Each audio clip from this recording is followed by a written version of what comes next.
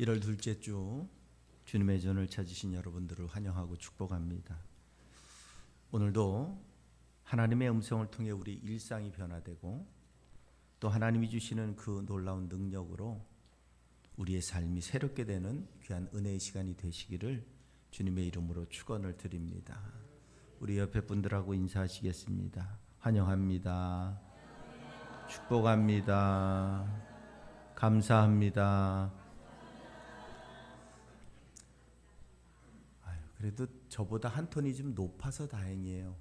저처럼 인사하면 너무 건조해가지고 인사를 한 건가 만 건가 헷갈릴 수도 있는데 제가 그냥 감사합니다. 그래도 감사합니다 이렇게 해가지고 그나마 우리 옆에 분들하고 한 번 더 인사하겠습니다. 기도의 능력으로 삽시다. 확실히 칭찬이 좋아요. 그렇죠? 칭찬을 잘 해줘야 되는데 칭찬을 할 줄 모르는 사람이라 이게 참 문제인데, 우리가 종종 상황이 바뀌면 신앙도 살아날 것이다 라고 생각합니다. 환경이 좋아지면 다시 힘을 얻을 것이라고 말합니다. 근데 성경은 정반대의 말씀을 하십니다. 상황이 바뀌어서 신앙이 살아나는 것이 아니라 신앙이 살아날 때 상황이 새롭게 변하고 건너갈 수 있는 힘이 생긴다고 말합니다. 상황은 바람과 같고 믿음은 돛과 같다는 말씀이 있습니다. 바람이 바뀌어도 배는 갈 수 없습니다. 돛을 세워야 배가 갈 수 있다는 의미입니다. 곧 환경이 아니라 조건이 아니라 여러분의 상황이 아니라 여러분이 하나님 앞에 무릎을 꿇으면 하나님은 우리의 상황을 바꿔 가실 수 있고, 내 믿음이 주님 앞에 무릎 꿇는 믿음이면 우리 인생은 변화될 수 있다고 말하고 있습니다. 사도행전 1장을 보십시오. 제자들은 이미 부활하신 예수님을 만났습니다. 더 큰 사건은 없습니다. 죽은 자가 다시 되살아나 내 곁에 오는 것보다 큰 사건은 세상에 없습니다. 그런데 그 놀라운 사건, 그분이 메시아라고 쫓아다녔습니다. 근데 죽어버렸어요. 이제는 다 포기해야 되나? 그분이 다시 살아나셨어요. 오셔서 그들에게 말씀하셨습니다. 그러면 그들은 이분은 메시아가 맞다고 외치고 뛰쳐나가는 게 맞습니다.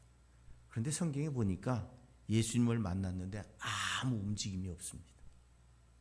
만난 것으로 본인들 기쁨으로 본인들 만족으로 그것은 끝이에요. 메투헬리라고 하는 주석하는 이 장면을 제자들에게 불이 있으나 아직 빛이 없었고 열정은 있었으나 방향이 없었다고 표현을 합니다. 기쁨은 있었지만 담대함이 없었고 믿음은 있었지만 어디로 가야 될지 방향을 몰랐다는 겁니다. 그때 주님이 하신 말씀이 오늘 사도행전 1장 8절의 말씀입니다. 오직 성령이 너에게 임하시면 너희가 권능을 받고 예루살렘과 온 유대와 사마리아 땅끝까지 이르러 내 증인이 되리라고 하시는 말씀입니다. 우리는 존 웨슬리가 이런 말씀을 했습니다. 하나님은 기도에 응답하시는 것 외에는 아무 일도 하지 않는다. 감리교의 신학의 핵심은 기다림과 의존입니다. 오늘 하나님은 기도에 응답하시는 것 말고는 아무것도 하지 않으신답니다. 이 이야기는 내가 어떤 계획을 세든 어떤 준비를 하든 무엇을 행하려고 하든지 가장 먼저 해야 될 일이 뭐냐면 기도로부터 시작되어야 된다는 이야기를 하고 있는 겁니다. 제자들은 곧장 세상을 향해 달려가지 않습니다. 오히려 그들은 예루살렘으로 올라가서 마음을 같이 해서 전혀 기도에 힘쓰는 일, 그 일을 먼저 시작했다고 하는 사실입니다. 스펄전이라고 하는 목사님, 기도 없는 사역은 영혼 없는 몸과 같다고 말합니다. 토저라고 하는 목사님도 성령 없는 교회는 엔진 없는 자동차와 같답니다. 이 이야기는 모두 기도에 집중되고 있습니다. 내가 무엇을 하든, 무슨 꿈을 꾸든, 무슨 비전을 갖든, 무슨 계획을 세우든, 내가 어떤 일을 성취하고 이루든 그 전에 우리가 먼저 전제로 해야 될 게 뭐냐면 기도로부터 시작되어야 된다는 겁니다. 사도행전 1장 8절은 아주 단순한 명령이 아닙니다. 교회가 다시 살아나기 위해서 하나님이 우리에게 허락하신 설계도입니다. 그런데 우리가 주목해야 되는 것은 가라는 명령이 먼저 있지 않았다는 겁니다. 제자들에게 기다리라고 먼저 말씀하셨습니다. 능력을 받기 전까지, 성령이 임하기 전까지 아무 일도 시작하지 말라는 겁니다. 그래서 제자들은 예루살렘으로 올라가 마음을 앞에서 같이 기도하는 일에 전력을 다했습니다. 초대교회가 회복된 건 무슨 새로운 전략을 짰기 때문이 아닙니다. 조직이 잘 이루어져서도 아닙니다. 건물을 좋은 걸 갖췄기 때문도 아닙니다. 기도의 자리로부터 초대교회는 회복되기 시작했다고 하는 사실입니다. 오늘 이 말씀은 교회에게는 사명 선언이자 교회 회복의 선언입니다. 그런데 여기서 가장 중요한 게 뭐냐면 교회가 회복되고 사명이 회복되고 우리 인생이 회복되고 우리 삶이 회복되는데 권능이 필요하다는, 힘이 필요하다는 거예요. 이 권능이라고 하는 말, 듀나미스라고 하는 말입니다. 이 말은 그냥 우리가 말하는 물건을 많이 들 수 있는 힘 이런 게 아닙니다. 이 듀나미스라고 하는 말에 담겨져 있는 의미는 방향을 바꾸는 힘을 의미합니다. 내면의 삶을 재정렬시키는 능력을 의미합니다. 우리가 생각하는 그런 완력이 아니라 우리 인생을 송두리째 바꿔갈 수 있는 방향성, 그 밑바탕으로부터 우러나는 용기, 그래서 내가 무엇인가를 할 수 있는 그러한 도전의식이 생기는 그 힘을 의미합니다. 예수님은 제자들에게 좀 더 노력해라 이렇게 말씀하시지 않습니다. 훈련 좀 더 받고 가라고 말씀하시지 않습니다. 아주 단순하게 말합니다. 성령이 임하시면, 성령이 임하셨다는 의미가 뭘까요? 성령이 임하셨다는 건 이제는 하나님이 나를 컨트롤하기 시작했다는 겁니다. 내 주인이 내가 아니라 성령이 내 주인이 되셨음을 의미합니다. 이제 내 인생을 주장하는 것은 내가 아니라 하나님이 되어지면 그 순간부터 우리 삶은 변하는 겁니다. 여러분, 우린 신앙생활하면서 여전히 내가 주인입니다. 신앙생활하면서 여전히 내가 나를 계획하고 세우고 준비합니다. 그럴 수는 있습니다. 그런데 그 계획의 앞에 하나님이 뭘 원하시는지를 듣는 것, 하나님이 뭘 이끄시는지를 아는 것, 하나님이 뭘 명령하시는지를 깨닫는 것, 이게 이루어질 때 우리의 삶은 올바른 방향성을 가지고 나아갈 수 있게 되어진다는 겁니다. 그래서 초대교회 성도들은 마음을 같이 해서 전혀의 기도에 힘쓰는 일이 먼저 이루어졌다는 겁니다. 초대교회 회복은 설교로부터 시작된 것도 아니고 전도 전략을 잘 수립해서 시작된 것도 아니고 기도로부터 시작되어졌습니다. 곧 하나님의 능력으로부터 시작되어졌고 하나님의 통치하심으로부터 시작되어졌고 하나님의 인도하심으로부터 시작되어졌다는 겁니다. 초대교회 회복은 사람의 힘이 아니라 사람의 능력으로 된 게 아니라 하나님께서 하신 일이라는 겁니다. 우리 교회 부흥도 하나님이 하셔야 될 줄로 믿습니다. 우리가 아무리 똑똑하고 아무리 계획을 잘 세우고 아무리 많은 봉사 활동을 준비해도 하나님께서 앞서가시지 않는다면 열매가 없는 삶이 되어질 수 있다는 사실입니다. 그래서 오늘 우리는 이런 질문 앞에 섭니다. 하나님은 왜 회복을 언제나 기도에서 시작하시는가? 그리고 그 기도는 우리의 삶을 어떻게 되살릴 수 있는가 하는 겁니다. 첫째로 하나님은 먼저 꺼져가는 삶을 다시 붙드신다는 사실입니다. 뭘 통해? 기도를 통해. 이사야서 42장에 바벨론 포로기 한가운데 주어진 말씀이 있습니다. 나라를 잃고 성전은 무너지고 자신들은 포로가 되고 하나님의 선민이라고 하는 의식 속에서 자신들은 절대 성전이 있는 한 무너지지 않을 거라고 생각했는데 자신들은 다 잃어버리고 이제는 정체성마저 흔들릴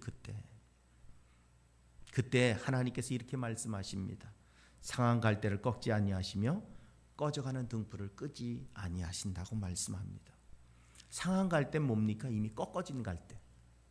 다시 세우기가 힘든 갈대죠. 꺼져가는 등불을 활활 타는 등불이 아닙니다. 지금 꺼질까 말까 하는 등불입니다. 그런데 하나님은 그 상해버리고 꺼져가고 있는 등불을 끄지도 꺾지도 않으신답니다. 오히려 그것을 회복하시기 원하신다는 겁니다. 아담 클라크라고 하는 주석가는 말씀을 죄로 인해 으스러진 영혼을 향한 하나님의 지극한 자비라고 표현을 합니다. 반지라고 하는 사람도 상한 갈대란 스스로 무능력함을 깨닫고 떨고 있는 영혼을 의미한다고 말합니다. 결국 이제는 난 아무것도 안 됩니다. 내가 뭘 할 수 없습니다. 나는 이제 모든 것을 내려놓습니다. 라고 고백하는 그 영혼을 하나님은 너 잘못했어. 너 이게 뭐가 문제야? 넌 이렇게 하니까 안 되는 거야. 넌 이렇게 바꿔야 돼. 설명하신 게 아니고 하나님은 그 영혼을 붙드셨다고 하는 사실입니다. 기도는 뭔가 하나님 내가 이거 해보겠습니다. 가 아닙니다. 하나님 이미 나를 붙들고 계심을 제가 믿습니다. 내가 지금 넘어져 있지만 그래도 날 붙들고 계시고 내가 실패했지만 그래도 날 붙들고 계시고 하나님 내가 내 안에 하나님이 날 붙들고 계심을 내가 믿기에 그 하나님을 의지합니다. 라는 고백이 기도입니다. 우리는 기도를 통해 뭔가 답을 발견하고 찾으려고 노력할 때가 많습니다. 하지만 기도는 내 안에 계신 하나님을 만나는 겁니다. 그때 우리는 해결이 안 돼도 문제가 있어도 실패가 있어도 더 이상 두려워하지 않을 수 있는 용기를 얻게 되는 겁니다. 엘리야를 보십시오. 갈멜산에서 불을 내렸고 850대 1의 전투에 승리한 인생입니다. 그런데 로뎀나무 아래서 죽여달라고 간절히 하나님 앞에 구합니다. 그때 하나님이 넌 내가 능력을 줬는데 넌 그 역사를 보고 너 그 힘을 가지고 뭐 죽여달라고? 지금까지 내가 한 일이 뭐야? 라고 책망하시지 않으셨다는 거예요. 그냥 죽여달라고 나 힘들다고 어렵다고 그러니까 하나님이 떡 주시고 물 주시고 자게 하시고 그렇게 회복을 이루시고 그 뒤에 이제 네 길, 네게 맡겨진 사명의 길을 걸어가라고 다시 명령해 주셨다고 하는 사실입니다. 사도행전 1장 8절은 그 권능으로 오늘 우리가 다시 일어서기를 원하는 하나님의 소망을 담고 있습니다. 오늘 권능을 받았다라고 표현하고 있습니다. 이 받았다라는 말, 이게 렘푸셰스데라고 하는 말인데 이 말의 의미는 뭔가를 새로 얻었다는 의미가 아닙니다. 이미 예비된 것을 수령했다. 준비된 선물을 열어보게 되다. 감춰져 있던 것이 드러나다라는 뜻이에요. 그러니까 권능은 우리 안에 있습니다. 내가 예수 그리스도를 영접하고 내가 구주로 믿고 이제 그리스도 안에 산다고 이야기할 때 그 주님은 우리 안에 계신 거예요. 지금 단지 내 인간적인 연약함들, 욕심들이 그 주님을 덮고 있을 때 오늘 권능을 받는다는 게 뭡니까? 내 안에 계신 주님이 다시 되살아나시, 아니 더 큰 역사를 내 안에 드러내시는 거예요. 여러분 안에 주님이 계신 줄로 믿습니다. 그 힘이 있는 줄로 믿습니다. 기도는 그걸 깨우는 거예요. 그걸 다시 발견하는 거예요. 그걸 다시 드러내는 거예요. 그 주님의 주장하심이 나를 이끌어가도록 맡기는 거예요. 없는 게 아니고 없는 거 뭐 새로운 걸 받는 게 아니에요. 오늘 권능을 받는다고 하는 표현의 의미가 그겁니다. 이미 붙들고 계신 그분을 내가 다시 친히 경험하는 거예요. 이미 내 안에 계셔서 나와 동행하신 그분과 내가 친숙하게 다시 친밀한 관계를 회복하는 거예요. 그 순간 우리는 하나님의 음성이 들려지고 하나님의 뜻이 깨달아지고 하나님과 동행하는 은혜를 누리게 되어지는 것인 줄로 믿습니다. 예수님은 제자들에게 너희는 무능한 존재인데 이제 능력을 새롭게 지급받게 될 것이라고 말씀하시는 게 아닙니다. 이미 그들을 부르셨고 함께 걸으셨고 말씀으로 빚으셨고 십자가와 부활을 목각하게 하셨는데 이제 그 성령의 임재는 그 은혜를 깨닫지 못하고 그 능력을 온전히 고백하지 못하던 제자들에게 그분의 살아나심과 역사를 온전히 이제 온 마음으로 믿음으로 인정할 수 있게 만들어 주시는 거예요. 그래서 이제는 더 이상 두렵지 않고 어떤 핍박이, 어떤 고난이, 어떤 아픔이 와도 두렵지 않고 다 담대하게 그 과정을 이겨나가는 복된 인생으로 바꿔주시는 역사가 오늘 바로 우리가 기도 앞에서 권능을 받는 역사란 사실입니다. 여러분 안에 계신 성령님, 여러분에게 권능이 되시는 성령님, 여러분과 함께 하시는 성령님, 그분을 기도로 만나시기 바랍니다. 그러면 우리는 죽어가던 내 영혼이, 낙심했던 내 영혼이, 좌절하던 내 영혼이, 꺾여있던 갈대가, 상한 심령이, 꺼져가는 촛불이 다시 되살아나는 역사를 경험하게 될 줄로 믿습니다. 그 은혜를 오늘 기도로 우리는 경험하게 됩니다. 또한 기도 속에서 우리는 정체성과 사명을 깨닫게 되는 겁니다. 예수님께서 세례받는 장면이 있습니다. 기적도 행하신 적이 없고 십자가를 지신 적도 없습니다. 예수님은 그냥 그때 사역을 시작하시기 위해 세례 요한에게 세례를 받으셨습니다. 근데 아무것도 하신 일이 없는데 하나님은 하늘의 문을 여시고 그렇게 말씀하십니다. 이는 내 사랑하는 아들이요 내 기뻐하는 자라. 뭘 했기 때문이 아니에요. 하나님의 사랑은, 하나님의 은혜는 내가 뭘 했기 때문에 내게 주어지는 조건적인 게 아닙니다.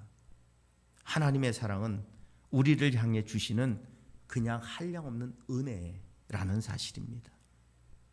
기도는 성과 보고가 아닙니다. 기도를 통해 우리는 정체성을 확인합니다. 내 안에 계신 성령이 나를 깨우실 때 내가 누구인지 알게 되는 거예요. 내가 누구인지 알아야 내가 어떻게 살지를 알게 되는 거예요. 그런데 우리는 내가 누구인지를 모르니까 어떻게 살아야 되는지를 모르는 인생을 살게 되는 겁니다. 오늘 기도를 통해서 하나님을 만날 때, 기도를 통해 주님의 은혜를 경험할 때, 기도를 통해 성령이 내 안에 임할 때 내가 누구인지를 깨닫게 됩니다. 그리고 내가 누구인지 알 때 우리는 어떻게 살아갈지를 결정할 수 있습니다. 주님이 세례받을 때 아무것도 하지 않았어도 이는 내 사랑하는 아들이라고 말씀하신 그 기도의 자리에 우리가 설 때 우리는 이제 어떻게 살아가야 될지를 결정할 수 있습니다. 하나님이 예수님을 성과로 인정하신 게 아닙니다. 그냥 그 존재 자체로 사랑하신다고 말씀하는 겁니다. 오늘 여러분이 뭘 잘했기 때문에, 훌륭하기 때문에, 대단하기 때문에 여러분을 위해서 십자가에 죽으신 게 아닙니다.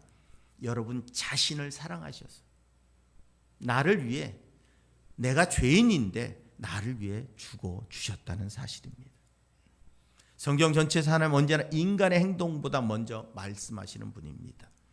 아담이 일하기 전에 이미 그 코에 생기를 불어넣어 주셨고, 이스라엘이 율법을 지키기 이전에 하나님은 먼저 구원의 역사를 만드셨습니다. 나는 너를 애굽 땅 종되었던 집에서 인도하여 낸 여호와 너의 하나님이라 하고 먼저 말씀하십니다. 율법은 구원의 조건이 아닙니다. 구원 이후에 우리의 응답입니다. 내가 구원받은 자로 어떻게 살아갈 것인가, 나의 정체성을 분명히 깨달을 때 하나님의 율법이 내 삶에 적용되는 겁니다. 여러분, 내가 구원받은 자로 거듭나야 하나님의 말씀이 내 삶의 기준으로 작동하기 시작하는 겁니다. 하나님의 말씀을 따라가서 구원받는 게 아니에요. 구원받는 게 먼저예요. 내가 예수 그리스도를 믿음으로 구원받으면 그 다음에 내가 어떻게 살아야 되지? 그 순간에 하나님의 말씀이 우리에게 오는 거예요. 그때부터 우리는 하나님의 말씀을 따라 살아가기 시작하는 거예요.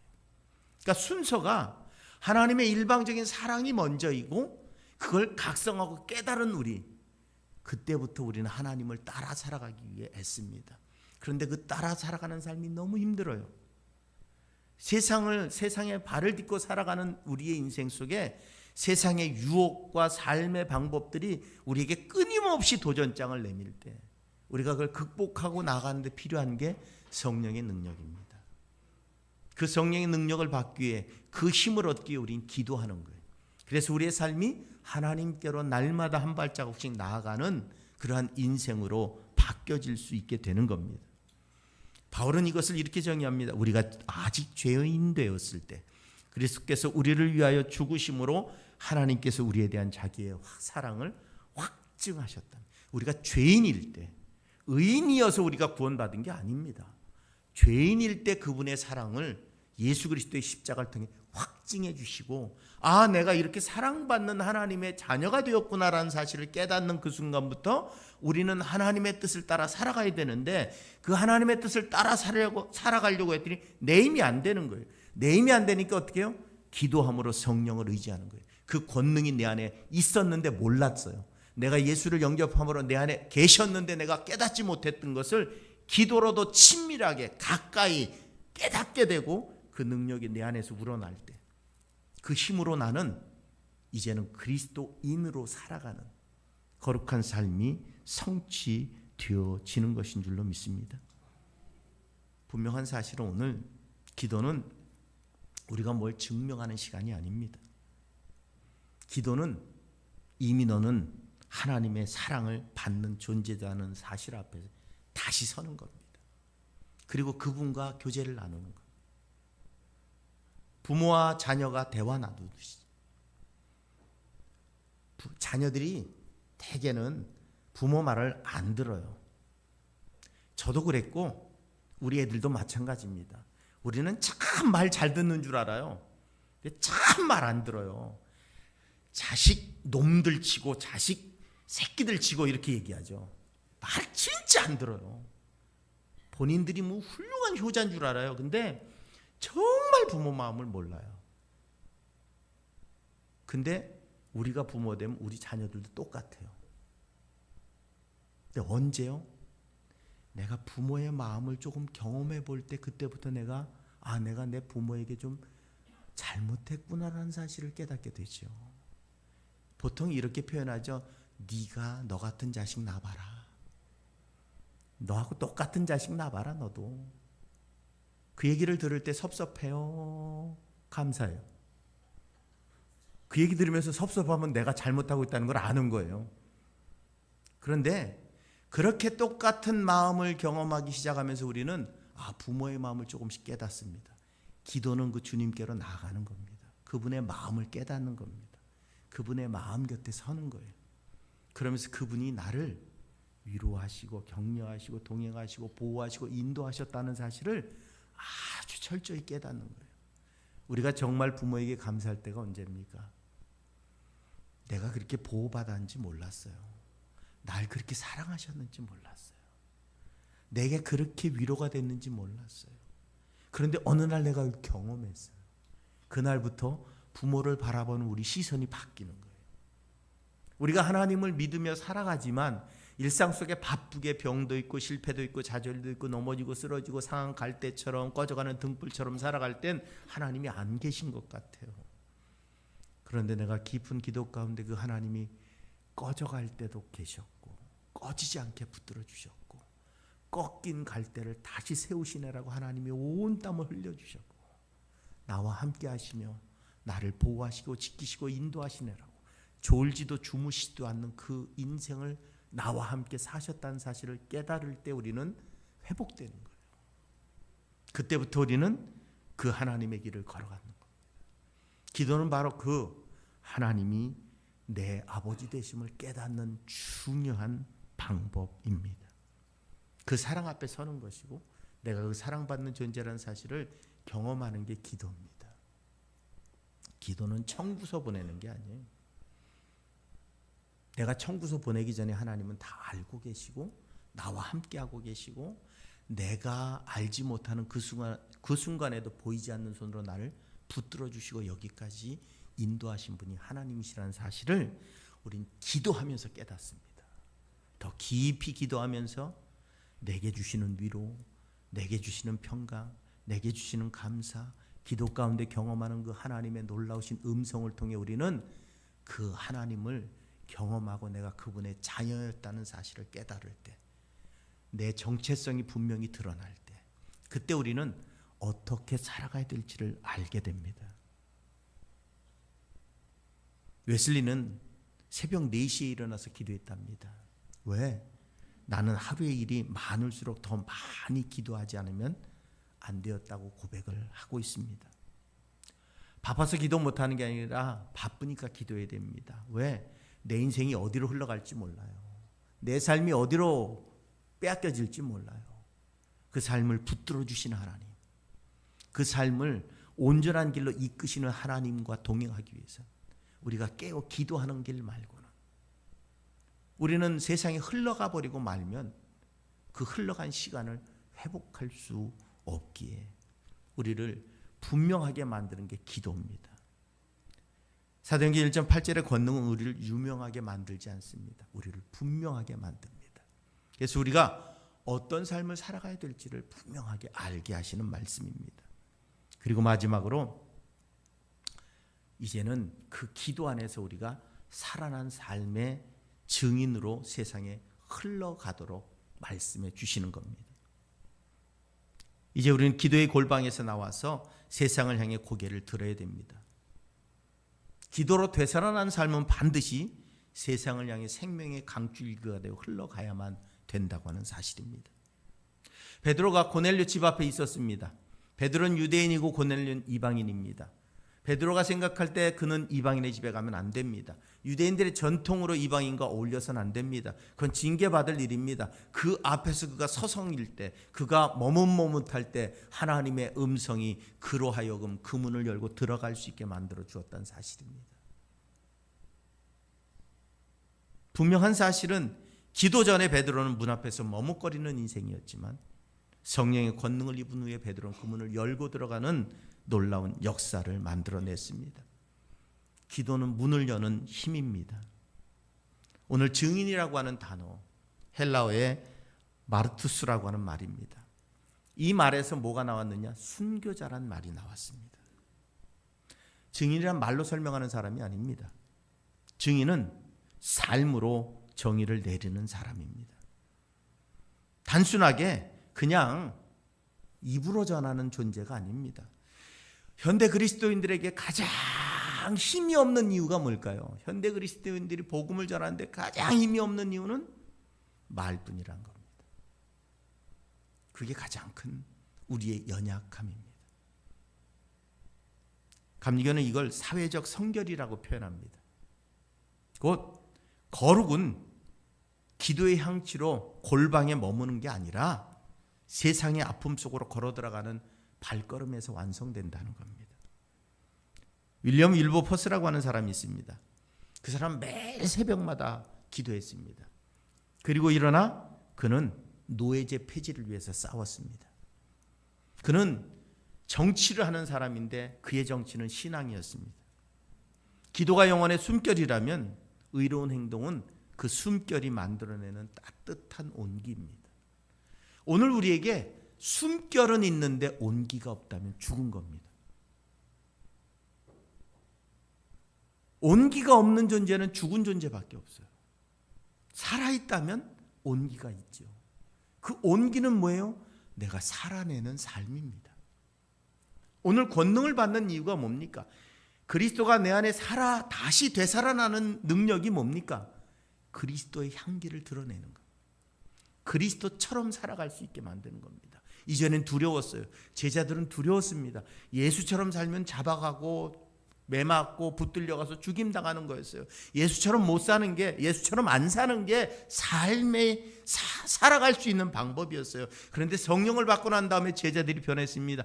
예수처럼 살기 시작하고 예수의 말을 고백하기 시작하고 예수님을 증인으로, 예수님을 증거하는 삶으로 바뀌어졌어요. 똑같이 매맞고 똑같이 죽임당하고 똑같이 고통 가운데 있는데 전혀 개의치 않았어요. 왜? 내 안에 살아나신 주님의 권능이 나로 증인된 삶을 주저없이 살아가게 만들었기 때문에 그렇습니다. 디트리 보네포라고 하는 사람이 오늘날 기독교를 지탱하는 두 가지가 있답니다. 기도와 의로운 행동입니다. 기도는 고요한 호수에 돌을 던지는 거랍니다. 곧 마음의 중심을 변화시키는 거라는 거예요. 고요한 호수에 돌을 던져서 내 마음이 출렁이게 만드는 거예요. 내 마음을 변화시키는 거예요.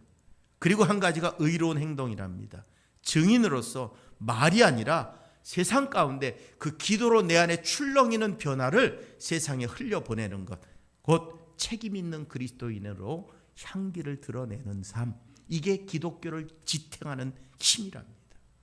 네, 여러분, 우리에겐 기도가 없으니 그리스도인의 향기도 없는 겁니다.